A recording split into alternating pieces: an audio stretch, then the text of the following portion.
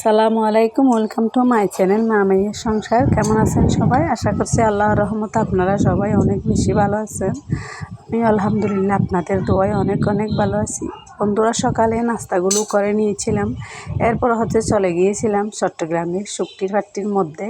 তো এটা চট্টগ্রামের শুকটি হাট্টি থেকে নিয়ে আসা চিংড়ি শুটকি, আরও নিয়ে আসছিলাম ছুরি শুটকি। তো আপনাদেরকে একটু শেয়ার করতেছি। বন্ধুরা, দেখতে পাচ্ছেন এখানে আমি চিকেন ছুরি শুটকি নিয়ে আসছিলাম, আর ছোট ছোট চিংড়ি মাছ নিয়ে আসছিলাম। তো এই চিংড়ি মাছগুলো রান্না করে খেতে আর মরিচ ভর্তা খেতে, বালাচাও বানিয়ে দিতে খুব বেশি মজা লাগে।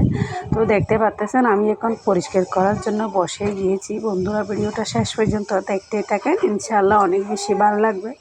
যারা আমার মতো শুকটি প্রিয় আছেন সবাই একটু খেয়াল করে দেখবেন। শুকটিগুলো দেখতে চিকন হলেও কালারটা মাশাআল্লাহ একদম চকচকা ছিল।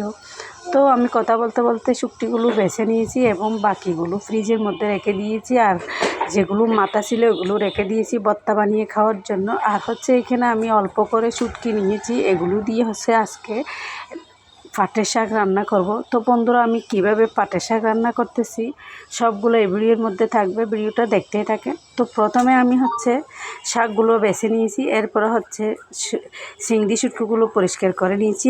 এরপর একটা পাতিল বসিয়ে দিয়েছি চুলার উপরে। তো আমি পরিমাণ মতো পানি, লবণ, মরিচ, হলুদের গুঁড়া দিয়ে একটু সিদ্ধতে দিয়েছিলাম। এরপরে চিংড়ি মাছগুলো দিয়ে দিয়েছি, রসুনও দিয়ে দিয়েছি, কেটে রাখা শাকগুলো এখন আমি দিয়ে দিচ্ছিলাম। বন্ধুরা, দেখতে পাচ্ছেন এভাবে করা আমরা চিংড়ি মাছ দিয়ে পাটের শাক রান্না করি, একদম তেল ছাড়া, অনেক মজা হয়। আপনারাও খেয়ে দেখবেন, ভালো লাগবে। তো কথা বলতে বলতে দেখতে পাচ্ছেন আমার শাকটা মাশাআল্লাহ সুন্দরভাবে রান্না হয়ে যাচ্ছিল। তো দুপুরের খাওয়ার মধ্যে আজকে শাক দিয়েই আজকে ভাত খেয়ে নিব। বন্ধুরা, ভিডিওটা দেখতে থাকেন। তো আমার ভিডিও যদি আপনাদের একটু হলেও ভালো লেগে থাকে, বন্ধুরা একটা লাইক দিয়ে দিবেন, সাবস্ক্রাইব করে আমার চ্যানেলের পাশেই থাকবেন। কথা বলতে বলতে এখন আমি চলে আসছি ব্যালকনির মধ্যে।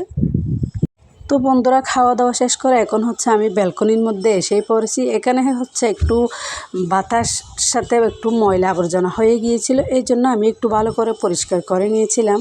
কারণ এখানে আমার অনেকগুলো ফুলের গাছ আছে, এগুলো একটু পরিষ্কার পরিচ্ছন্ন করব বলে চলে আসছি।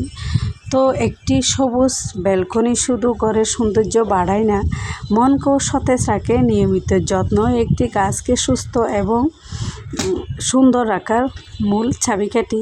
তো এই জন্য আমিও আজকে চলে আসলাম একটু ব্যালকনির মধ্যে পরিষ্কার করে নিব। এরপর গাছগুলো সুন্দর করে সাজিয়ে রাখবো। বন্ধুরা, দেখতে পাচ্ছেন আমার ফুলের গাছগুলো আমার কাছে অনেক বেশি ভালো লাগে। তো আজকের ভিডিওটা এতটুকু। আসসালামু আলাইকুম, আল্লাহ হাফেজ।